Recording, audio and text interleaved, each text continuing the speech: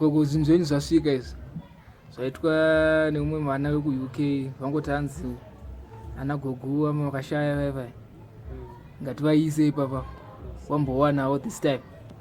Saka gogo kana mune zvekutaura munoona ngotaura kana mune zvekutaura gogo. Aiwa ndazviona, toda kutenda chaizvo arambe achingotungamirirwa naMwari achiziva kuti kune vamwe vanoda kuchengetwa. Toda kutenda zvese zvandaona izvi zviri kutondishayisa kuti ndoita sei matendero acho, ndochema ndodii, but ndoda kungomutenda kuti awedzerwe paabisa ipapo, awedzerwe zvimwe. Handizvozvo gogo. Pane chiro chasara. Aiwa handizvozvo chete muno mumeni pavo akazokota zokoto ndikaredya mukubatsirawo kutaura main power power ipu Hai aita zvake munhu waMwari.